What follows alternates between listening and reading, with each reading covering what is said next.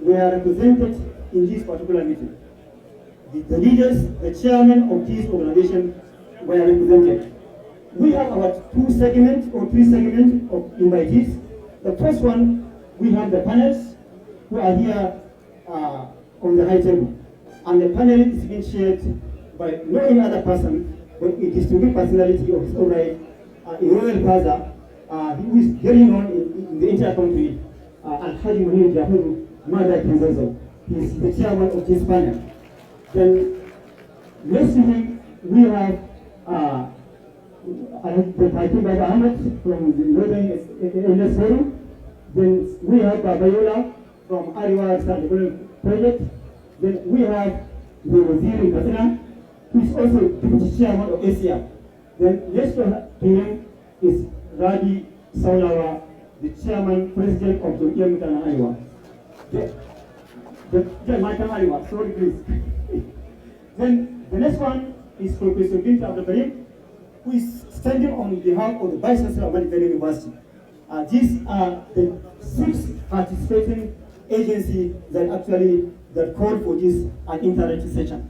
Therefore, we hope that in the next 2 hours, we have a very good interaction so that we can drive a lot and learn from our guests who can now tell us what do you have for the country, what do you have for Nigeria, or for Northern Nigeria in particular.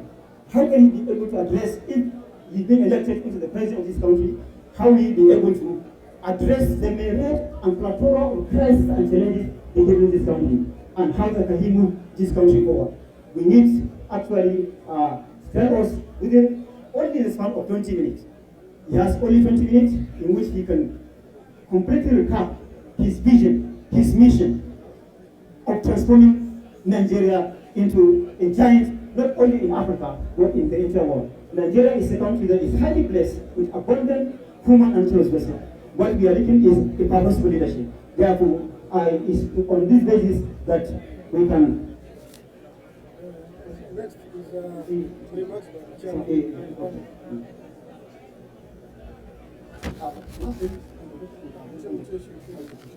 So, the next thing on the agenda, because of time frame, I want to invite the chairman of the panel to give us his own remarks.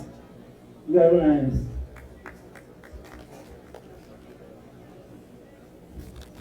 أعوذ بالله من الشيطان الرجيم بسم الله الرحمن الرحيم الحمد لله رب العالمين وصلى الله على نبينا محمد. Permit me to stand and address in protocol. It is my great honor and privilege to extend on behalf of Arewa Joint Committee a very warm welcome to His Excellency, former Vice President Atiku Abubakar'S, Wazir Adana, the presidential candidate of People's Democratic Party.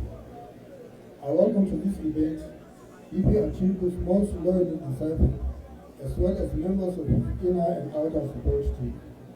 I welcome his friends and well-wishers. I also welcome our distinguished elders, honorable stakeholders, our guests, members of the press, ladies and gentlemen. I can hardly express how delighted we are with the acceptance of the Vice President Atiku to attend this important event by coming in person. Vice President Atiku leaves no one in doubt of the importance and esteem of which he holds the people of Northern Nigeria. As you can see, this program is organized by all the major civic societies and social cultural organizations in Northern Nigeria. They include the Arewa Consultative Forum, ACF, the Arewa House, the Ahmadu Bello Memorial Foundation, the Northern Elders Forum, the Jamaican Matter Arewa, the Arewa Research and Development Project, and some youth organizations. These groups have their different and separate identities, structures, and operating sectors, but although different in many important aspects, they are united in the vigorous pursuit of peace, progress, and development of Northern Nigeria within the context of the Federation of Nigeria. Their decision to come together and establish a single platform of which to engage closely in the presidential candidates of major political parties in the 2023 election is evident. If anyone is needed, as the people of Northern Nigeria will stand together whenever occasions call for it, in defense of their core interests. There is no doubt that 2023 elections in Nigeria are coming at a time of considerable anxiety and apprehension. However, the issues and the challenges in Nigeria are not the same, nor do they affect all parts of the country equally. The many cases such as insecurity, violent crime, illiteracy, unemployment, general poverty, etc. situations in northern states differ quite markedly from those in the south of the country. Obviously, all our concerns and priorities reflect the challenges we face. Therefore, while we expect the meeting to enable us to take many of our most serious concerns, it will at the same time allow us to listen to Your Excellency and to explain how you plan to address them, inshallah, when you become the President of Nigeria next year, inshallah. To help facilitate this dialogue, we have prepared a short memorandum in which we identify some of the more urgent issues and other matters of concern of northern Nigeria today. In proceedings, when all is said and done, the outcome of this dialogue shall present a covenant between the incoming president and the northern Nigeria. Once more, you are welcome. Assalamu alaikum wa rahmatullahi wa barakatuh. Thank you very much, the chairman of the panel. And because of we have already wasted most of time, I think we want to skip the remarks by the chairman of the participating agencies. We want to go straight and invite our distinguished guest, His Excellency Alhaji Atiku Abubakar, to come and give his own speech within 20 minutes. Time is very, very important. You know, when you allow His Excellency to talk, you can go for the next 1 hour, 2 hours. So I want to give you 20 minutes. You are starting at 2:43. Therefore, when you are 20 minutes finished, maybe I will help you. Thank you.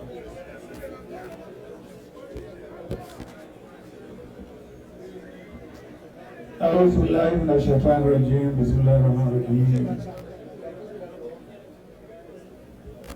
I want to adopt a very short protocol. Your Excellencies, Your Royal Highnesses, distinguished ladies and gentlemen, my brothers and sisters of the Arewa origin.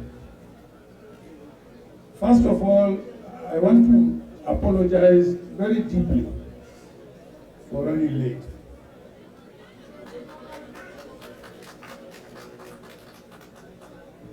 We were held up in Zaria and a courtesy call to the Emir. So I do apologize sincerely for this delay. Again, I want to apologize on behalf of Arewa House for the environment you have found yourselves. Very hot, very humid, but we all should blame ourselves. We should have made this place cooler. I thank the Arewa House for really giving me this platform to speak to such a very distinguished audience. I particularly want to thank all those who are present here today and who have been suffering the heat. Your love for northern Nigeria is evident in that you have left your regular pursuits to be here to interact with us on issues that are germane to the progress of the nation and indeed to the entire nation. Really, your presence here inspires me quite a lot. I am immensely grateful to the management of Arewa House for providing a platform to outline the contours of my development agenda for our great nation. As I aspire to govern Nigeria with your support, inshallah, I find it necessary to unveil a policy document which encapsulates my vision for a united, prosperous society in which all citizens can realize their full potentials in a secure and decent environment.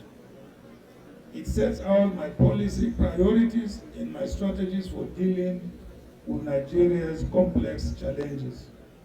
It is my hope that all those who aspire to govern Nigeria will be given the same platform to unveil their policy priorities and programs. As we go to the polls in February 2023, there can be no better opportunity for the public to interrogate our ideas and strategies to deal with a plethora of local and national issues, from the mundane to the most complex, particularly those issues that have important weight on the future of northern Nigeria. I hereby present myself for that interrogation. You can interrogate me today. However, I would like to caution that northern Nigeria's current social and economic challenges call for sober reflection. The partisan politicking, irrespective of our political differences, it should be our collective desire to see northern Nigeria fulfill our potentials in the not too distant future. I can't wait. We must build consensus on one goal. Northern Nigeria must have its prosperity restored. It must re-emerge as a vibrant, prosperous, and self-reliant economy, operating in a peaceful, secure, and disciplined environment. Anything other than this goal cannot be an option for us in northern Nigeria. This way, we share the dreams of our leader and foremost nationalist, Sir Ahmadu Bello, Sardauna of Sokoto, and Premier of Northern Region, in announcing his 6-year development plan for the region. He noted the need for northern Nigeria, and I quote, to catch up quickly with even the most economically and socially developed countries in the world. And I quote, that was Ahmadu Bello. He had a vision to transform the region into the largest economy and the hub of investment and commercial activity in Western Sudan, a region whose development would be anchored on its resources and the resourcefulness of its people. He enjoined on several occasions our businessmen to embrace modern industrial pursuits and revive that spirit of adventurous entrepreneurship which made medieval pre-colonial northern Nigeria a great region. He envisioned a northern Nigeria that would attract investors, merchants, scholars from all corners of the globe. Northern Nigeria can realize beyond the dreams of its founding father. It requires strong commitment, initiatives, and discernible shift from the mistakes of the past to lift northern Nigeria from the abyss to the top of a honey-coated mountain. It requires that we articulate and implement a transformation agenda with specific policies and programs to address the challenges of underdevelopment. Having come this far, so you may ask, so what is Atiku Abubakar'S development agenda for Nigeria and northern Nigeria in particular? My development agenda seeks the political and economic transformation of Nigeria into a united, secure, and prosperous country in which all citizens can live a happy, healthy, and productive life. Economic prosperity is an integral part of this agenda that has 5 elements. 1, to restore Nigeria's unity. 2, to strengthen national security. 3, to build a dynamic economy for prosperity. And improve education delivery. And then also devolve more powers to the states and the local governments. Indeed, economic prosperity is the thread that runs through the other critical elements of the agenda. All of them, all the 5. What runs through them is economic prosperity. All 5 elements of our development agenda are closely linked and influence one another in a dynamic manner. The dream of building a prosperous economy will remain a mirage without unity, without peace and security. Can we achieve economic miracle without all this? No. Indeed, security is key to creating and sustaining an enabling environment for economic growth. Creating economic opportunities for Nigerians will represent significant implications for social cohesion, unity, and national security.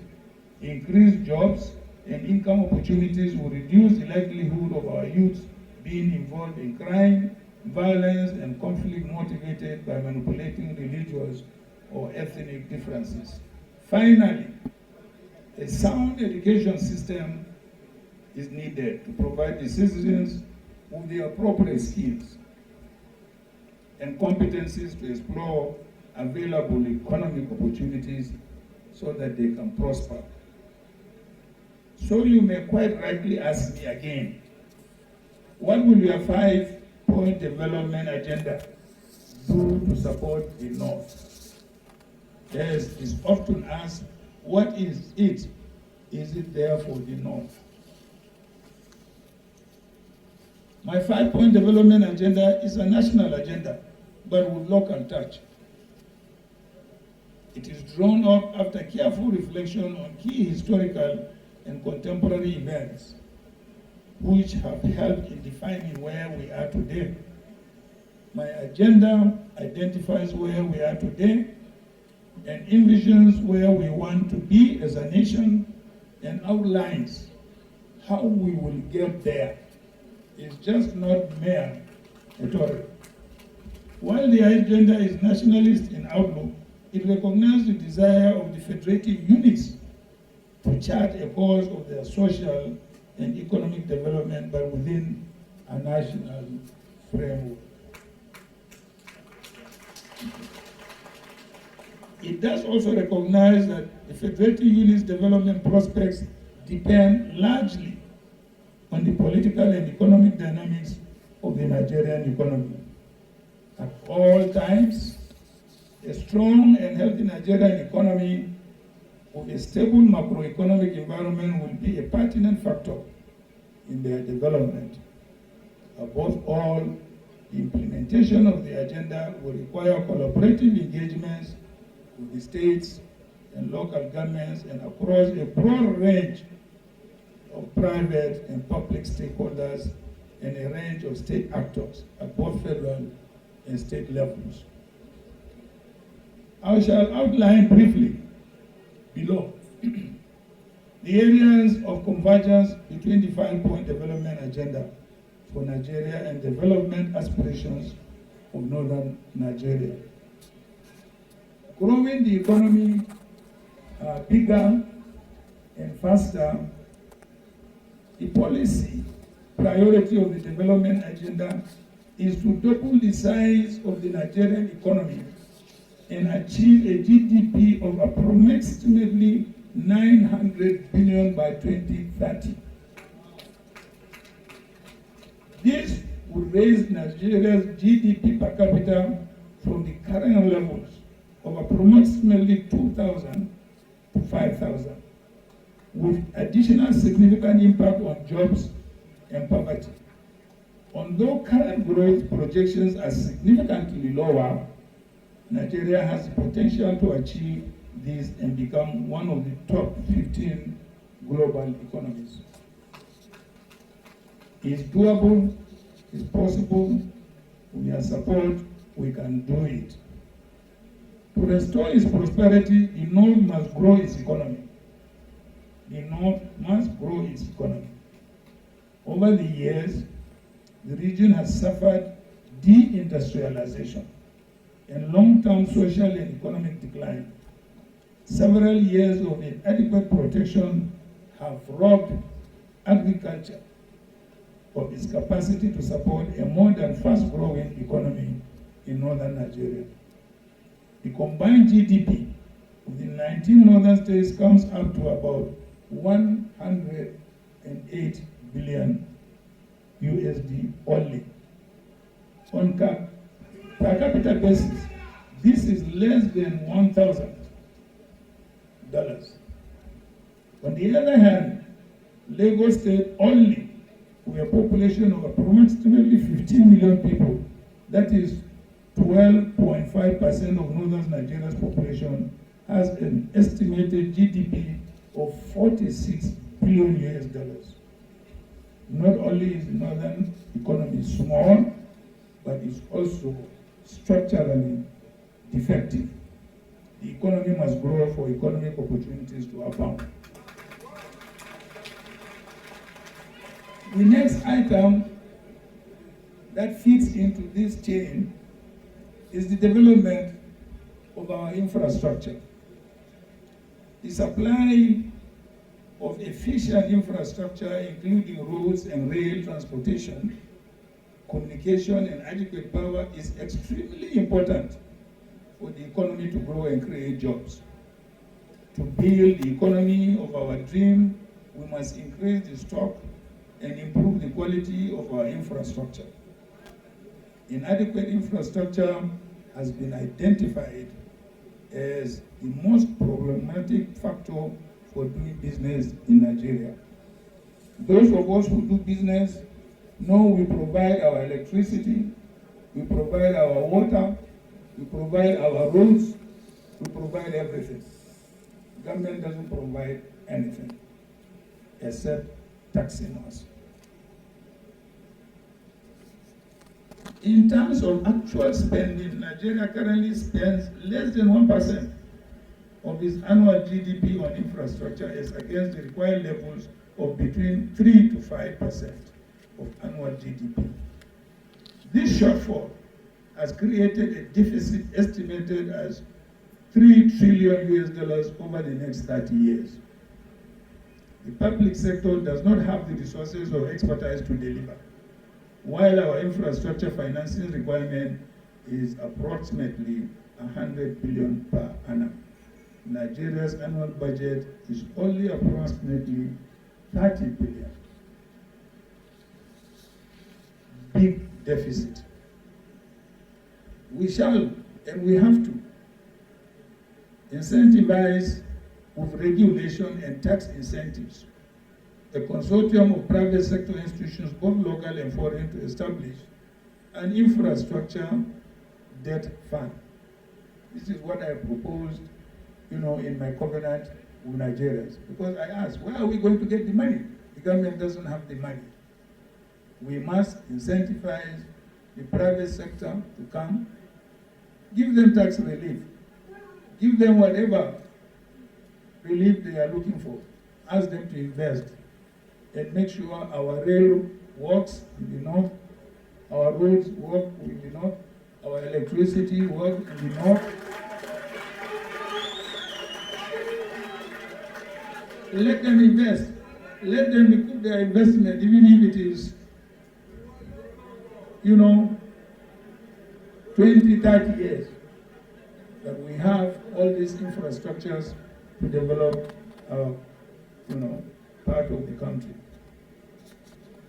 So this is the thread that is running. I have been told I have only 3 minutes left. Another thread that is running through this 5-point program is focusing on agriculture.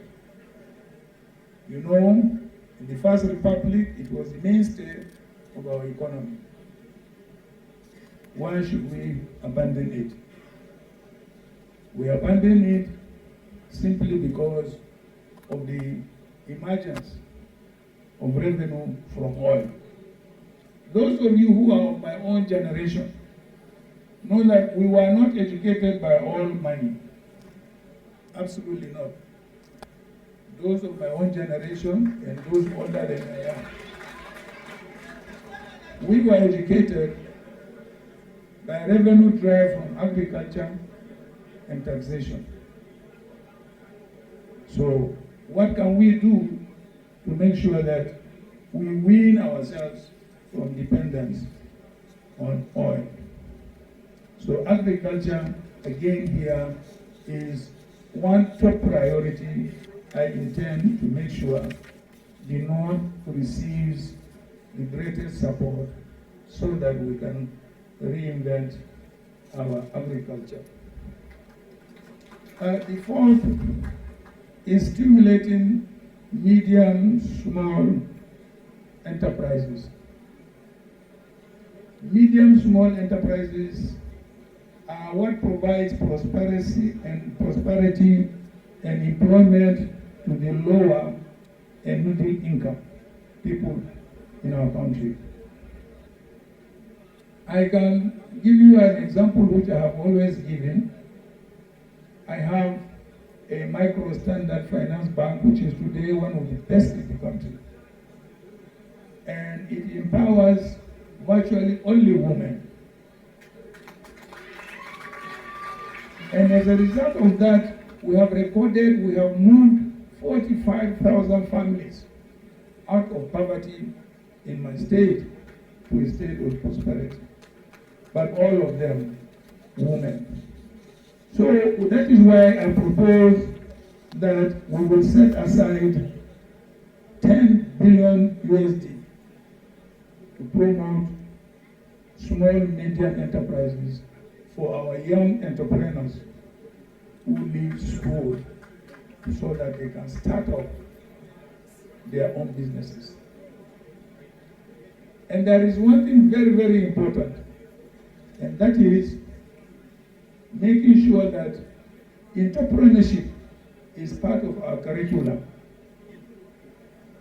If you have attended my university in Yola, whether you are studying law or engineering or political science, you must find that you must study entrepreneurship. It's a compulsory subject.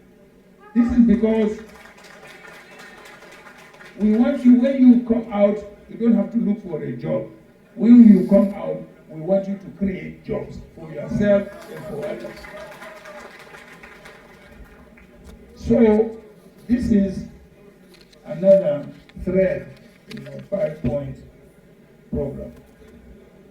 And of course, once you are able to move out hundreds of thousands of people from poverty, you can be rest assured that you are making progress. And then, of course, finally, or before finally, is the issue of restructuring or devolving more powers to the states and the local governments. When about 2004, when I started advocating for restructuring, I had a very, very, very strong opposition from the North. Very strong. Today, thank God, the Northern governors themselves and Northern people themselves have bought into restructuring. What does it mean? It simply means giving our states more powers, responsibilities, and also more funding to execute their own individual programs in their respective states. Simple. It doesn't mean you are going to get less from what you are going to get or what you are getting, but it simply means that you have more responsibility as far as governance is concerned. And then, of course, the last but not the least is the repositioning of our educational system. In the old northern Nigeria, there was no dropout. There was no dropout.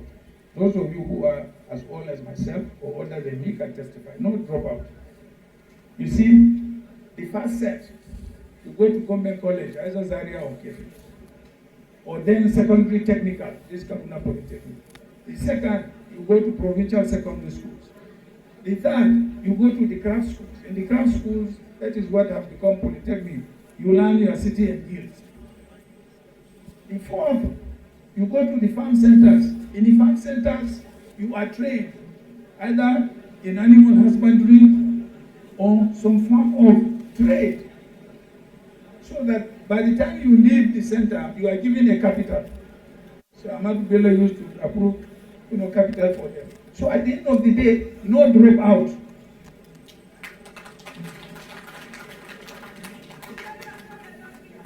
So, distinguished ladies and gentlemen, education is the last thread. And I am passionate about it. That's why I have an educational, what I call from cradle to grave. I have a kindergarten, I have a nursery, I have a secondary, I have a primary, I have a secondary, I have a university, all located in one location. So you can start as a baby until you get your PhD, and then you teach in the same university, you retire there, you die there, and you are buried there. So that's what we call from cradle to grave. So for me, education is fundamental, is non-negotiable.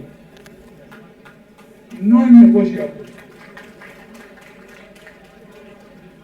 So my fellow brothers and sisters of the Arewa community, I am an optimist. I believe we can unite and do it together and propel northern Nigeria or northern states to a higher level of prosperity, peace, security, and unity. I want to thank you very much for giving me this opportunity, and I can now have the privilege to answer your questions. God bless you. Thank you.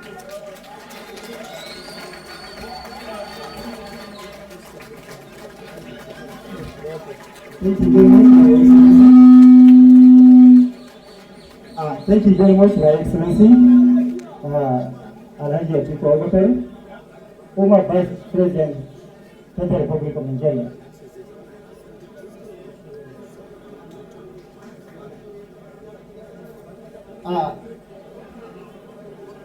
You have listened carefully to His Excellency, Alhaji Atiku Abubakar. And now we want to go to a second segment of the interactive session, which we want to start with the panelists. But before then, I want to make one important announcement, which is very, very important, so that I want to clear some certain misconceptions. We had the first session in the morning, which was not aired, actually. But now, this program is being aired live. Therefore, we have to admit it is the candidate that actually provides for all the hearing. It is not the organizers that made the hearing, so that people cannot say that we are making segregation. This is very important. And we allow any other candidate that can also provide for his own arrangement to hearing. Because it's very important to make this clarification, so that people will not go out with a certain misconception. Then we started the program in the morning without live coverage, but now we do the second segment of the second session, and we are expecting for the next segment, which is coming around 4:30 to 6:30. So therefore, it is very important that we make this announcement. We want to start with the panel. I want to call. I want to start with the Wazir Katina so that he can make his own comment. أعوذ بالله من الشيطان الرجيم بسم الله الرحمن الرحيم. Now, my name is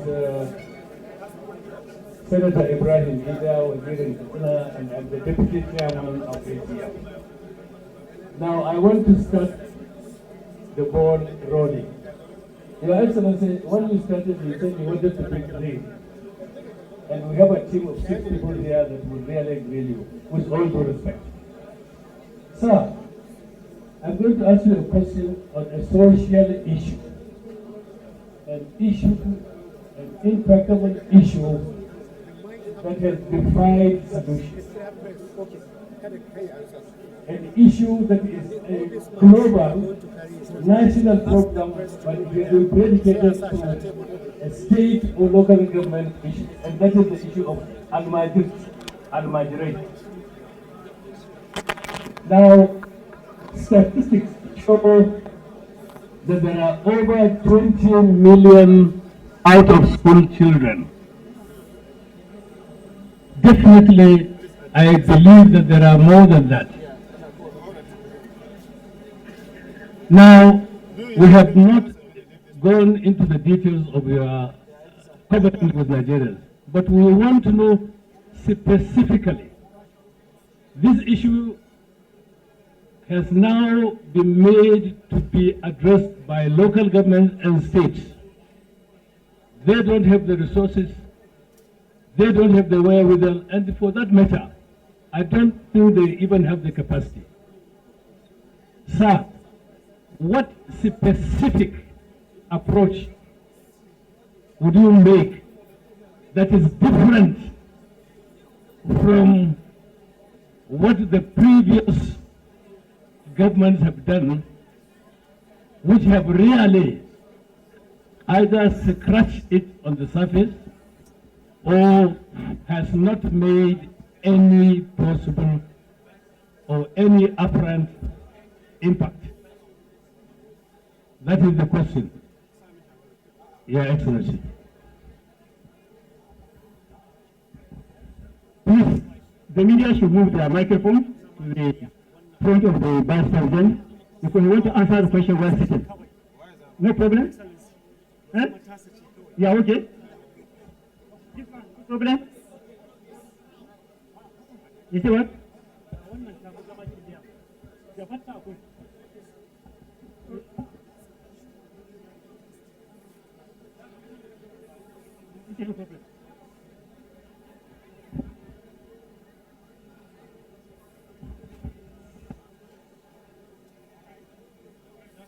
Thank you. Hello. Yeah, can I have your attention, please? Please, we need absolute silence, please. We need absolute silence, please. The Waziri of Kazina has asked me a question on the issue of the Al-Majiri case. Yes, it is true, according to UNESCO, we have about 20 million out-of-school children in Nigeria, and most of them in the north. I believe you don't need magic to resolve this problem. What you need is commitment and investment in education. I want to give you an example what happened to me. In 1999, when I became vice president, I went to visit my village. I found that the only primary school that was still standing was the one I attended, which was established in 1954. And it had more than 3,000 pupils. More than 3,000. What did I do? I now went to every Angua. We have about 7 Anguawi in my village. And I built a complete primary school and equipped it and handed it over to the local government and built a science secondary school and also equipped it and handed it over to the local government. The point is that I don't agree that either our local governments or our states don't have the capacity. I will tell you why. Again, when we were in office, we enacted a compulsory education law, making it compulsory for every child to go to school in Nigeria. And it is the responsibility of the states and local government to ensure that. What did we do? We also imposed education tax on Nigerians. Those of you sitting here are paying education tax, whether you know or you don't know. And this education tax is being distributed to the states and local governments every month. How do we get them to make sure they utilize those funds to make sure there are enough schools?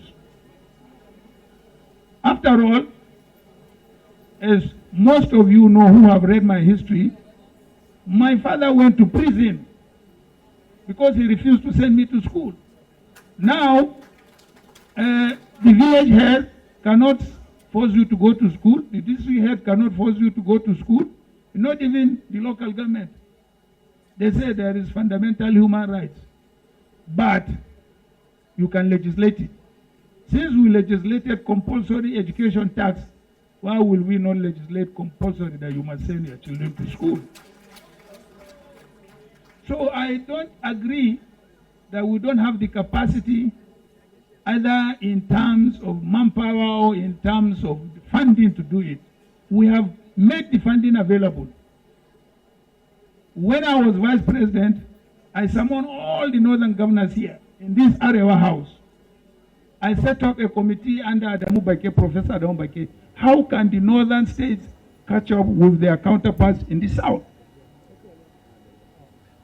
And he spent almost 1 year touring the northern states and doing all that and so on and so forth. He came with a blueprint. I invited all the northern governors here in this Arewa house, and I handed over the blueprint to each governor. Go and implement it. If they had implemented those blueprints, we will not be where we are today. There will not be all this terrorism and so on and so forth. No. So we have what it takes. What perhaps we have lacked was the capacity and also the leadership.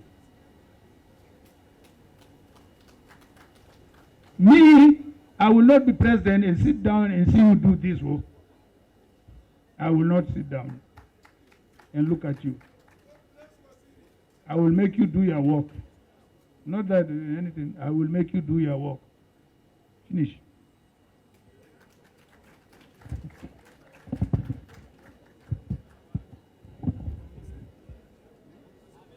The next one, I want to be selfish. I want to invite Professor Binta Abubakar'S to come forward.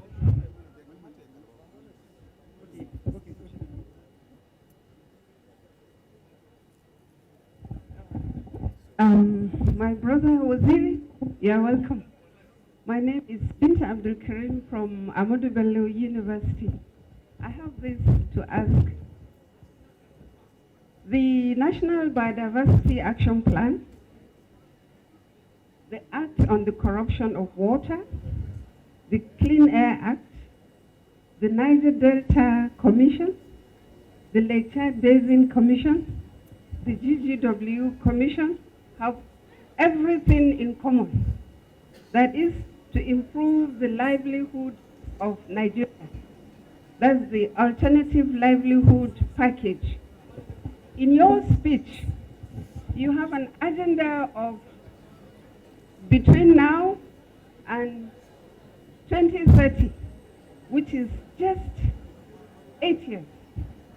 And you know, to achieve a substantive political interlock, vis-a-vis location, the human interaction, the built environment. I'm glad my brother Namadi is here. We need habitat, housing, wealth, money, security. And for each of these, there are timelines. short, medium, and long. Please, Waziri, we want to know that window of timeline that you have, you can achieve this 6-term or 6 plan of 5 NECO, dear NECO, so within 8 years. Thank you very much. Well, And Binta, I have already answered that one now. I have one more question. And also, most of these agencies are not working in consonance with each other. Everybody is working on his own. How do you unite us, please? There has to be a streamlining, first of all, of these agencies. In fact, one of my policies is to make sure how do we reduce even the number of these agencies, because there are so many interlapping agencies that have been created by government. So that has to be resolved by realigning these agencies. And then, secondly, when it comes to the issue of funding, where you are very much concerned, I have told you how I intend to use the private sector to get involved in funding some of these projects. Because we don't have the money, I said it. So where are we going to get the money? Right now, if you are talking about housing, there is an oversupply of housing in Abuja. You know why? Simply because there is money laundering. But the oversupply of housing is not housing that caters for the ordinary man, for the poor man. What you can do is to identify those investors in housing. Come. Yeah, you are building houses for medium and high income groups. I want you to build houses for low income, these people who don't have houses. If you build the houses, I will give you tax incentive. I will give you this, I will give you that. They will do it. They will do it. The point is that, well, I hope, pardon me if I'm approaching governance like a businessman. I am a businessman. But governance nowadays is managing business. If you don't know how to manage business, don't get involved in governance, because you will be a failure. Thank you very much, Your Excellency. I also want to now call on Ajara. Please, for time, because we are running out of time. I'm giving you 2 minutes, please. And go straight to your question, please. ‘Yan uwana matan Arewa da mazan Arewa. Your Excellency, Jam'iyyar Matan Arewa was founded in 1963 by our mothers who felt the northern woman was being left out. 59 years after, we are still being left out, be it economically, be it socially, be it educationally, be it politically. Your Excellency, you have daughters. Your sons have wives. I think it's high time we, the northern woman, is given a chance. Sai a ce mata muna da matsala, kuma bayan ku maza ku ne matsalanmu. Sai ku ji an ce ai mace tana da rauni, to raunin ba hauka bane, ai muna da hankali. To gaskiya, apologies to those that don't understand Hausa, but this is a brother of ours. He is from the north. He is a son of the soil. He understands what I'm talking about. And I think we have taken enough. Politically, look at Northwest. There's only one legislator, female legislator in Kaduna State. There is none, House of Assembly. There is none in Kano. There is not one assembly Sokoto, Kebbi, Zamfara, Gawa, and even in Kaduna, we can say we are Kamuyabude, there's only one, and she's still struggling for her seat. Politically, they will say, the form is free. Abi, my sister, the form is free. But at the primaries, that's where you people bring us down. Wallahi, say na magana. Now, I don't think there's any chairperson of any political party that is female. Is there? Is there in PDP, sir? I think Mr. Ayu is here. Time. Let me finish it. Time. Any political party, they will give you woman leader, and they say they're finished with the women. That woman leadership should be dissolved. We don't want it anymore. Maybe if we abolish it, maybe one day there will be a female chairperson in a party. We have a lot of our girl child that are uneducated. We have so many problems. We have early child marriages. Health-wise, we have women in the local areas, in the rural areas that die while giving. Please. We have so many problems. And you are one of my problems. I know.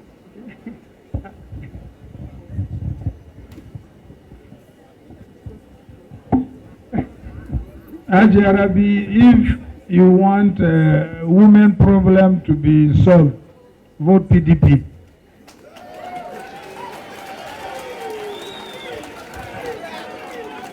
Because we are the only government or administration that have met the very minimum of the Beijing Declaration of 30% women representation, either in cabinet or in other offices.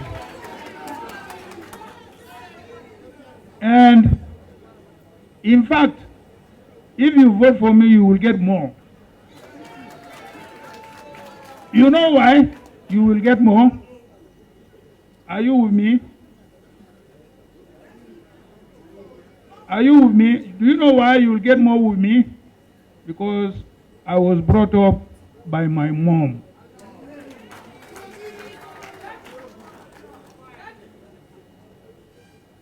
After my father died long time ago.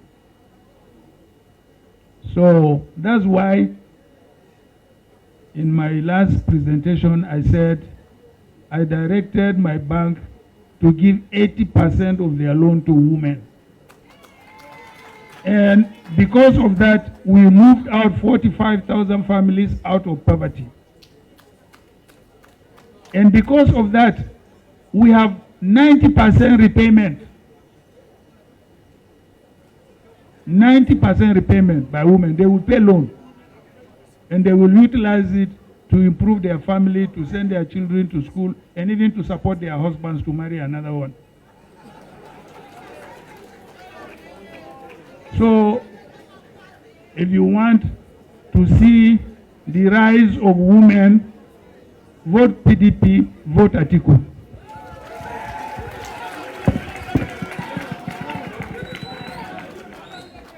Thank you very much, Your Excellency. I want to call Alhaji Babayola. Please, I'm giving only 1 minute, please. Your Excellency, my name is Babayola Mahmoud Toko. My question is,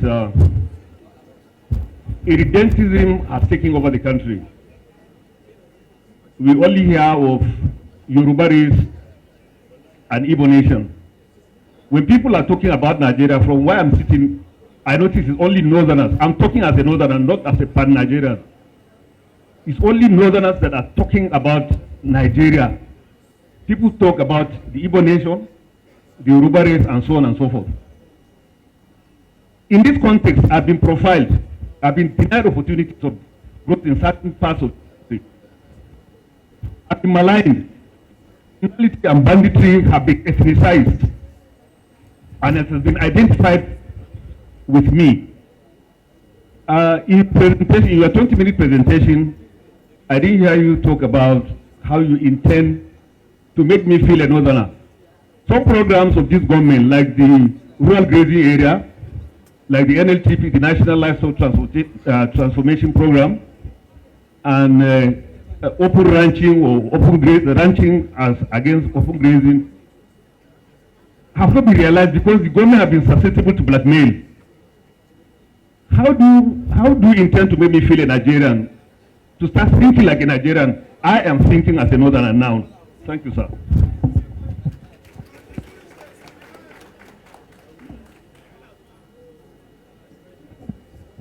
Thank you very much. To be honest, we northerners always think about Nigeria more than other parts of the country. This is simply because we are multi-ethnic and multi-religious. There is no any other ethnic group in the southwest other than Yoruba. There is no any other ethnic group in the southwest other than Igbo. So that's why they identify themselves as Igbo nation, Yoruba nation, whatever nation they call themselves. But in the north, what are you go? You can only identify yourself as a northerner because we are multi-ethnic and multi-religious. Multi-ethnic and multi-religious. When you come to you gave an example of grazing or open grazing. One, I am a manufacturer of livestock feeds, from cattle to poultry. Two, I have more than 1,000 heads of cattle. They have never moved out of one location. So it's simply introducing modern methods of looking after our livestock. No more, no less. I had a very big quarrel with the governor of Otom on his accusation of Fulani, this Fulani, that. Big quarrel with him. I said, I'm Fulani. Why should you categorize all Fulanis? And he admitted even his own ethnic group are stealing his own cow. I said, then why are you not calling all thieves? They are all thieves also. So, it's just that we have to improve on the way and manner we look after our livestock. They have 1,000 heads of cattle there. They have never moved out. And I'm a manufacturer, as I told you, of livestock feed. From cattle to chicken to whatever. I manufacture them and I sell. So it's a question of introducing modern ways of how we tender, our livestock. Finish. Thank you very much, sir. I also now want to invite Dr. Meeting for just 1 minute, Doctor. Your Excellency, Northerners are watching you now, and in the next few days, they will hear or they will see you. Please tell the Northerner why, out of all the presidential candidates, they should trust you and not anybody else with their votes and their trust, and why you are the best candidate that can lead the North and Nigeria through changes. Please, talk to the Northerner directly.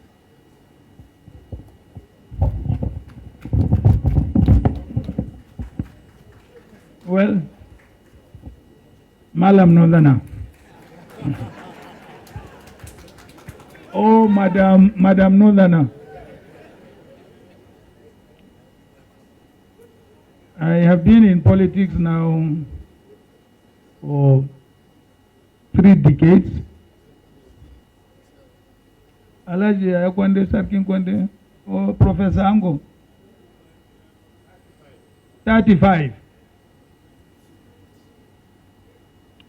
And I have traversed the whole of this country.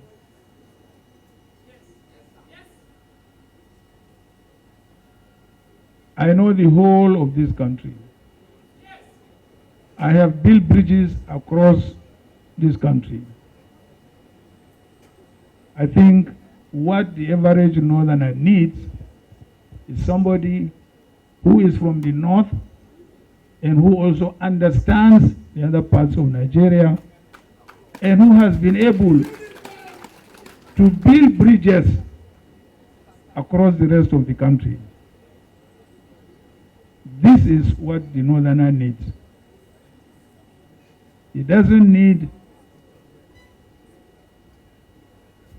a Yoruba candidate or an Igbo candidate. This is what the northerner needs. So I believe I stand before you as a pan-Nigerian of northern origin. Thank you very much. Please. We are running out of time.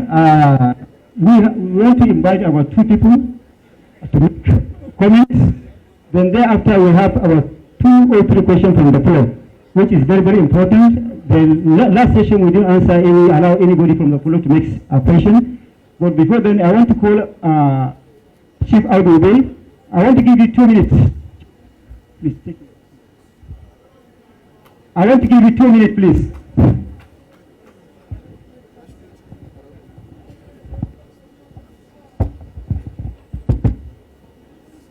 Your Excellency, just 2 questions. How can you help the local government system to perform better? Because right now, most of you will agree the local government system is not working in many states. And number 2, how much longer will the Naira continue to die?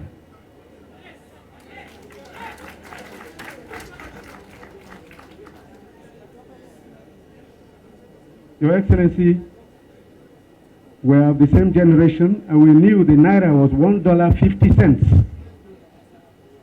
Today it is 740 Naira to $1. Is there any way of controlling the appetite of Nigerians for irresponsible importation? Because if we don't, this is how the French Revolution happened. Unnecessary devaluation of their currency for too long. Thank you, sir.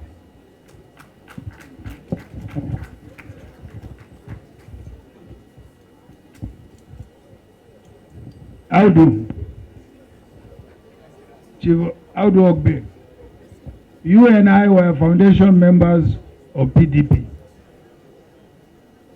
You know that in our government, that was not so.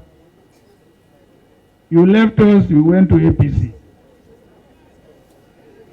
And you brought about the present predicament you are talking about.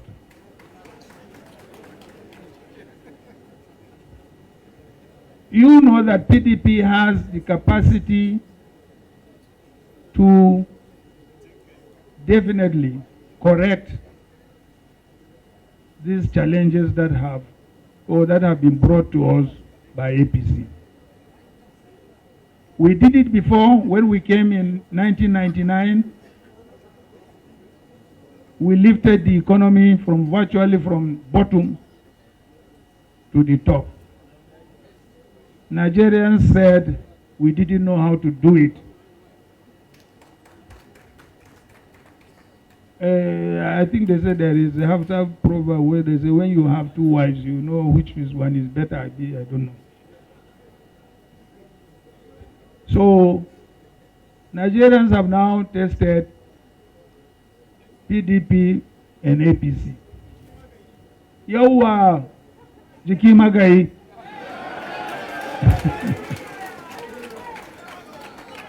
So I believe we have the capacity to stabilize the value of the Naira.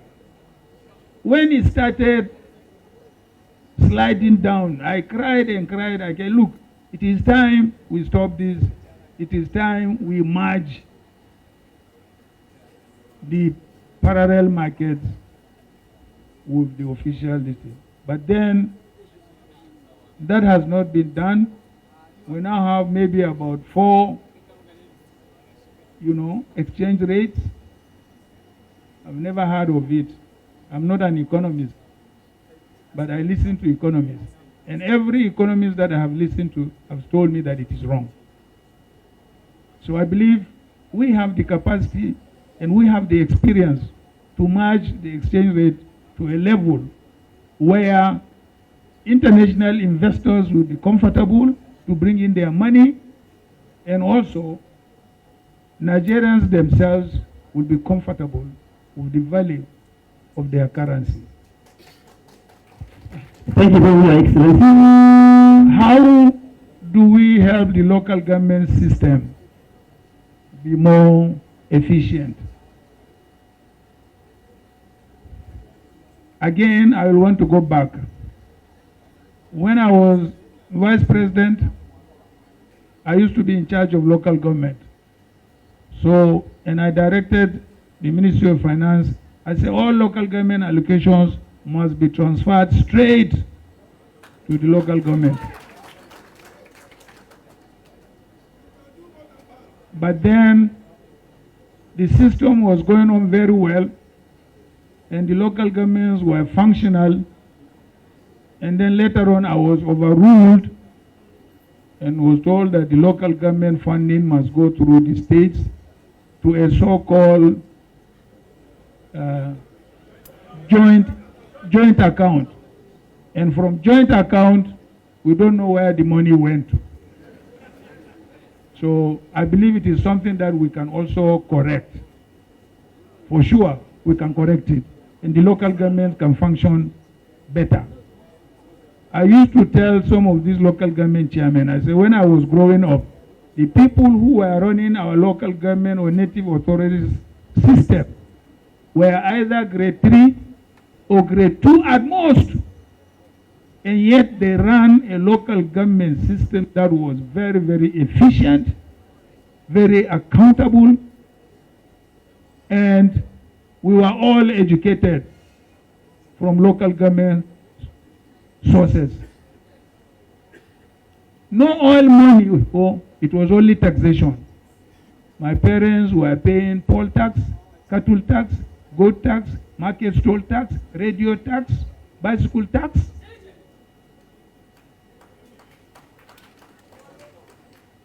This was all the sources. Abi, those of you, my elders who are here, Waziri, Bauchi, and others. These were the taxes that the local governments were collecting. There is no allocation at all. So we can reinvent how the local government system can be funded, can be managed, and then we can have the best results from that reorganization. God bless you all. Please, I want to give 2 minutes to Raja Haman for this giving.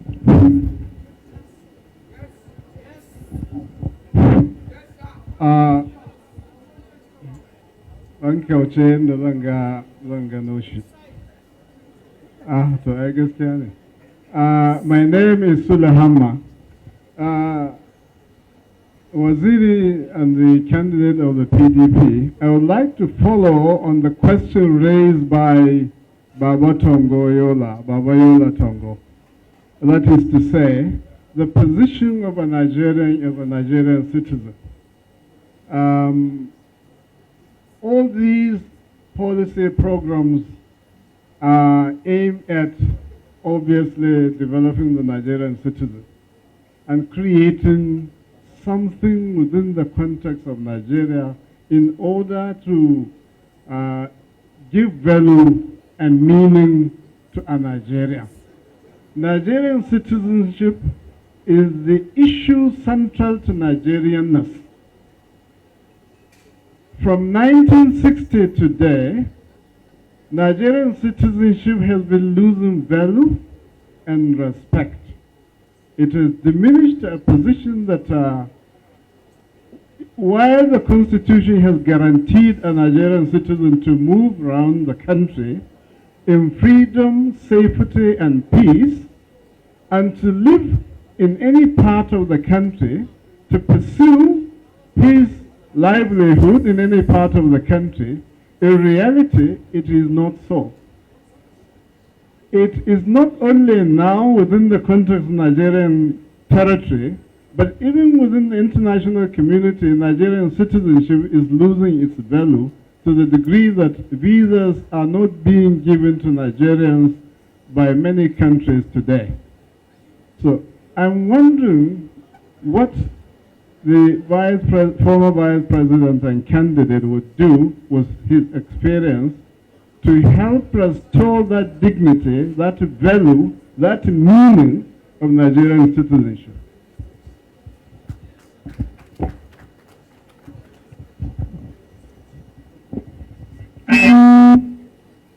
Thank you very much, Malam Sulaiman. Definitely there is need for an administration to look into that. One, I believe the issue of citizenship should be looked into it. What do I mean by the issue of citizenship should be looked into it? In other words, there must be, every Nigerian must be given under the law the right of citizenship wherever you may decide to be. What I mean by that, at the 1994 Constitutional Conference, we have made a draft proposition on the issue of residency, where we made it, or we made a provision where a term of residency spanning either 2 years or 3 years will give you, wherever you reside, the right of a citizenship. But it was vehemently opposed, mostly by our southern counterparts, not by even northerners. Because I remember our group was then led by the late Sheikh Musa Yaradua. So there, if you could also recollect, in one of the transitions of President Babangida, in one of his transition laws, there was a provision which made it your right to contest an election once you reside in a locality for 2 years and you are paying your taxes and so on and so forth. But of course, it was a transition provision. So the moment that transition, and you know IBB had several transitions. So the moment that transition was over, that law lapsed. So I think, and I believe, the process of nationhood is a continuous process. Up till now, after more than 200 years old, there are still some parts of the United States who are saying they don't want to be part of the United States. So it's a process of nation building. I am optimistic with a reasonably responsible and just leadership that can give every part of this country a sense of belonging. We will achieve, and we can achieve, nationhood. We came in 1999 with the government of national unity. If we had not formed that government of national unity, there wouldn't have been peace and stability, and we wouldn't have been able to govern. I believe, again, we have gone backwards to warrant. That's why I announced, when I announced my candidature, I said, if I win and you vote for me, I will form a government of national unity. simply because peace, unity, and stability is prerequisite for a purposeful government that can bring about prosperity and unity. So I believe it is achievable and we can achieve it. We should not lose hope on that because some people are negative in their tendencies. We can't stop them from being negative. We are a democracy anyway. So even as of today, there are some people who are agitating for breakup in the United States after 200 and million years of independence. God bless you all. Thank you. Your Excellency, we are very grateful. But there is one important question somebody sent from the floor. And that question has the issue of corruption. He raises that one of the major scourge of this country is the issue of corruption. How can you deal with the issue of corruption when you are being elected as a president? Well, the issue of corruption or dealing with corruption is multi-dimensional.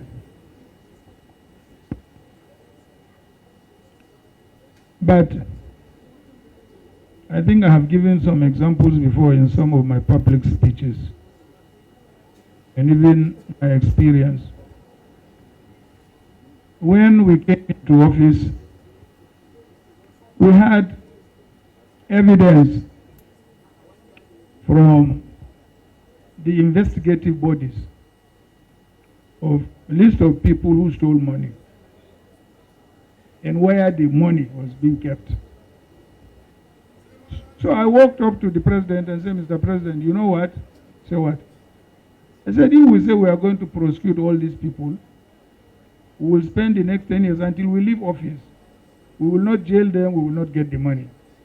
He said, so what do you propose? I said, I propose you set up a panel to call each and every one of them confidentially.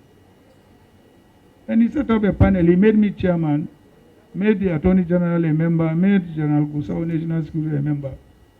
And we started calling them one by one. He said, okay, we have evidence you have stolen so much. This is where the money is. Return the money. We give you 2% or 5%. And within a few months, we collected 2.8 billion US dollars. 2.8 billion US dollars. Since then, no government has been able to recover stolen money. And some of the people that we recovered money have even returned to Nigeria, contested elections, they were in the National Assembly, they are governors and so on and so forth. So this is one way you can deal with corruption. Another way you can also deal with corruption is to make sure that the loopholes that allows public officers to be corrupt are blocked. The loopholes that are in our system or in our procedures that allow public officers to steal money. You cannot be sitting down as, let's say, a head of state, and you don't know what your ministers are doing, you don't know what your directors are doing, you don't know what anybody is doing. Not possible. Anyway, not with Atiku. Maybe with somebody else. Thank you. Thank you very much. I want to call Murtala Aliu. Just give you 1 minute, please.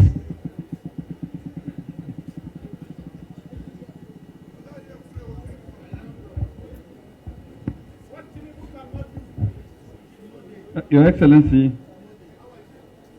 next year by now, there will still be flood in Abuja and in Jigawa and most part of northern parts of the country. Because we've been warned last time that there will be flood this year. And if nothing is done, there will be the same flood next year. And over 5 million families or persons have been displaced from their residences. And there have been remediations being proposed, like dredging of the river, Hadeja, Komadugu, Yobe, and so on, to narrow the flood plains to to ensure that, water is channeled to Lake Chad to reduce the flooding. I don't know if the government you are coming to head has a plan for managing the ecology, especially as it affects flooding in northern Nigeria. Thank you. Well, I can assure you we do, because there was also flood in Adamawa. So virtually all parts of northern Nigeria have experienced this flooding. And again, unfortunately, when we came into this administration, we found that there were contracts that were awarded for dredging of River Niger. Contracts awarded, paid.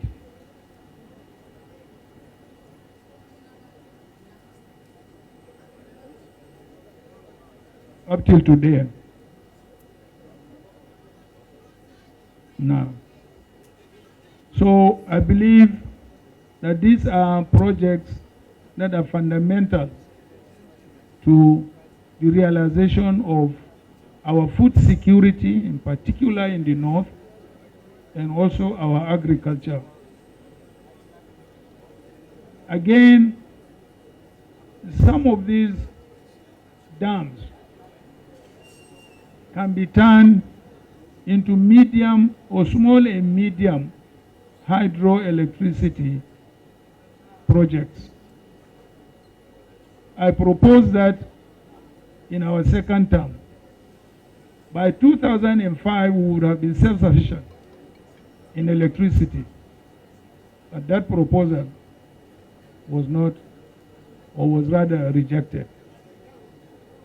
So all these rivers and dams, for instance, you have so many dams in the northwest. All what you need to do is bring the turbines, install them, and you generate power. You distribute within the northwest. You don't even have to upgrade your transmission. You can do that in the northeast, you can do that in the north central, and so on and so forth. So these are some of the projects that you can divert this flooding into these dams to create mini power stations. I remember President Ramos of the Philippines. I used to give the example. By the time he came into power in Philippines, the whole of Philippines was in darkness. So what he did, he made provision for regional power stations. And within 2 years, the whole of Philippines was lit up. So anytime, anywhere he appears, if you say Ramos, they will say power, power, power, power, power. Because there was power, there was light everywhere in Philippines. But the policy of government of trying to centralize as much as possible power generation, power transmission for a diverse country like Nigeria is wrong. Thank you very much. We are virtually coming to the end of this program. So we are going to the next important segment, which is presentation of the framework which has been developed by this group, which will be submitted to His Excellency, the PDP presidential candidate, Alhaji Atiku Abubakar. I would like to invite Professor Ango Abdullahi, Chief Albrebe, Barisa Zara, to come and make the presentation on behalf of the groups. I'm coming.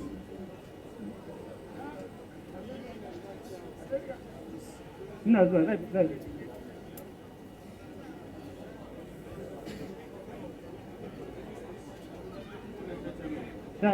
means.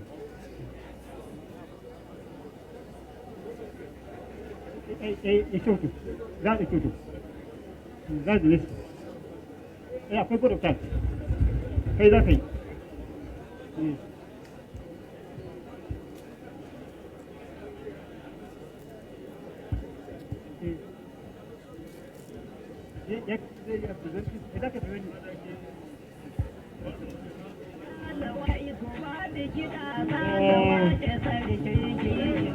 That have been behind the organization of this important interactive between the North and our presidential candidates, especially those from this part of the country. They have prepared something that they think the candidates should carry home, and it is my honor and privilege to be assigned to hand it over to you. It's Vice President, Mr. President. Thank you.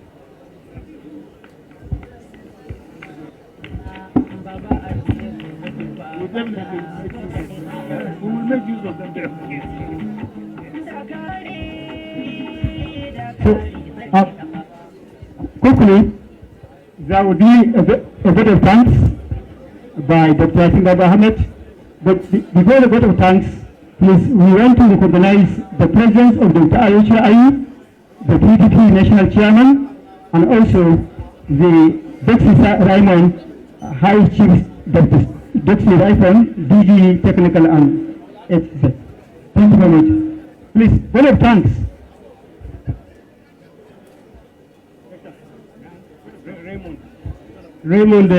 Chief Raymond Okwesi will offer the vote of thanks. Chief Raymond Okwesi. Chief.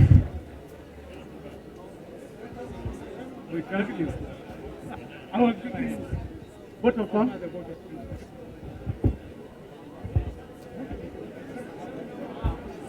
May I please, on behalf of His Excellency Atiku Abubakar, Vice President, Federal Republic of Nigeria, 1999 to 2007, and its indefatigable Vice Presidential candidate, Governor Ifeanyi Okowa, and the entire team, express profound appreciation and gratitude for the opportunity for our principal to interact with you and through you with all Nigerians.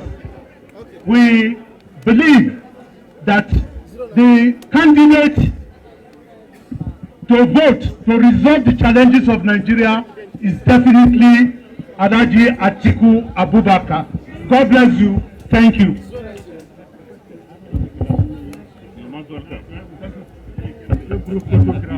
Please, group photograph. Group photograph.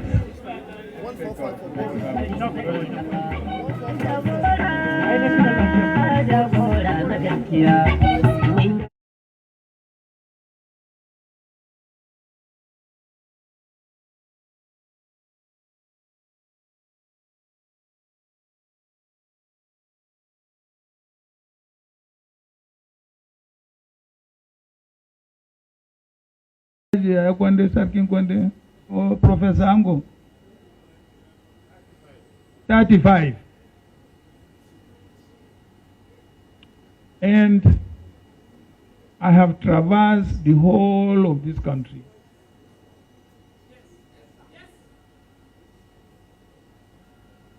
I know the whole of this country.